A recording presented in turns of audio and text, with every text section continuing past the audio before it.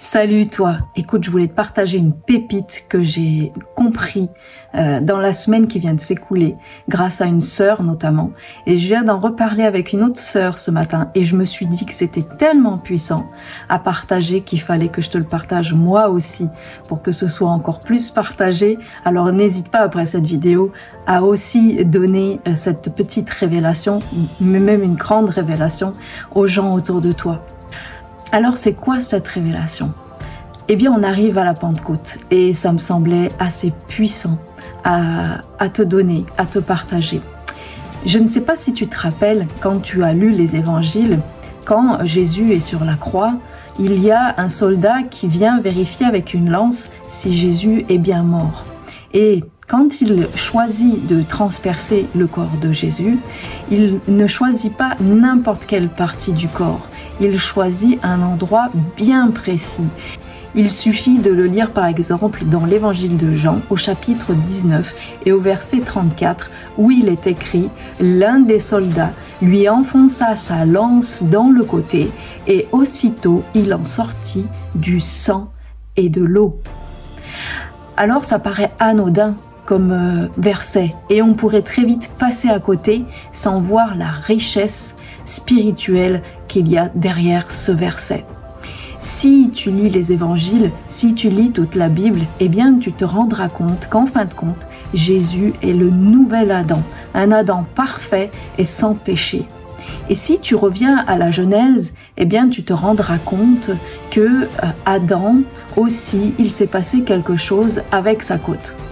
Et si tu reviens dans la Genèse, eh bien tu vas te souvenir qu'avec Adam, il s'est passé aussi quelque chose de très particulier avec son côté, avec sa côte. Parce que pour Jésus, ça s'est passé aussi au niveau des côtes. Le côté, c'est au niveau des poumons. Et c'était une raison très particulière pour vérifier si Jésus était mort. Il ne pouvait y avoir que cet endroit-là, au niveau purement médical. Mais si on revient dans la Genèse, on voit qu'avec Adam aussi, il s'est passé quelque chose avec sa côte.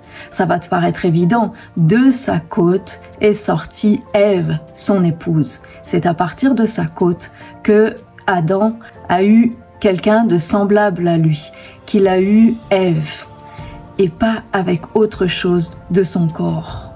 Et là, si on revient à Jésus-Christ, on se rend compte que des choses partent de son côté.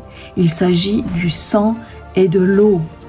Et si on va un peu plus loin dans la Bible, on se rend compte que le sang et l'eau sont deux choses très importantes. Le sang représente bien sûr le sacrifice, mais l'eau représente quoi?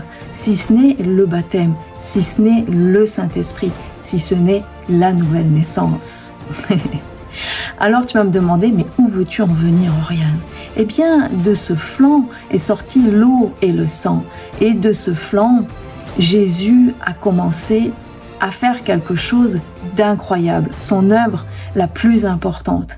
Et cette œuvre la plus importante, bien sûr, c'est son épouse, c'est son Église.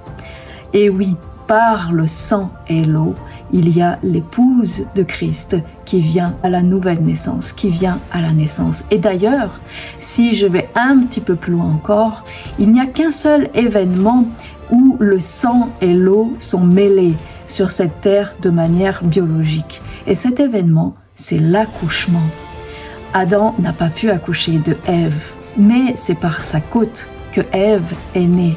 De la même manière, Jésus, son Église, elle n'est pas quelque chose de biologique, mais quelque chose de spirituel. Et c'est de cette manière que l'Église est née, simplement. Voilà ce que je voulais te partager aujourd'hui. C'est vrai que quand on le lit comme ça, eh bien ça paraît évident. Mais moi, quand je l'ai compris, ça a tellement bouillonné dans mon cœur et dans mon âme. C'est incroyable de voir la puissance de l'Évangile.